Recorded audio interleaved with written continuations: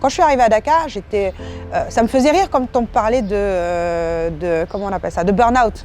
Je me disais, enfin, quand même, j'étais vraiment la toubab de base. Hein. Oui, en Europe, oui, c'est compliqué. On est aux États-Unis, oui, d'accord. Enfin, au Sénégal. Au Sénégal, c'est le pays de tout va bien, on fait les choses quand on les fait, la temporalité, c'est pas la même, on est au soleil, etc. Mais en fait, non. Dans la consultation, de plus en plus, on voit arriver des jeunes cadres, la trentaine, entre 30 et 40 ans, qui souffrent de burn-out et qui sont de plus en plus nombreux, que ce soit des hommes ou des femmes d'ailleurs.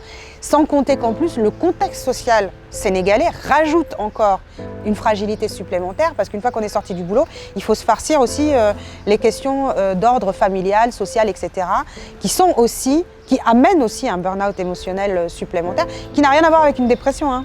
C'est un burn-out. On ne peut plus voir les gens de sa famille ou on ne peut plus voir le cadre de son boulot parce que les violences psychologiques qu'on subit au quotidien, qui stressent, qui polluent, qui angoissent, etc., viennent faire s'effondrer le sujet à l'endroit même de la violence. On ne peut pas être dans une espèce de nostalgie permanente de oui, nous sommes une communauté, une grande communauté, sans prendre la réalité du quotidien. Aujourd'hui, la majorité des Sénégalais sont extrêmement seuls, individuellement, face à leur existence et face aux problèmes auxquels ils doivent s'affronter, en sachant que s'ils se mettent à montrer des signes de faiblesse, ils ne vont pas être accueillis de façon bienveillante parce que la société sénégalaise a développé une violence extraordinaire et ils vont être attaqués. C'est des yamba, ils sont trop, comment on dit ça déjà? C'est des tunés, ils ne savent pas faire, ils ne savent pas gérer, ils servent à rien, etc. etc.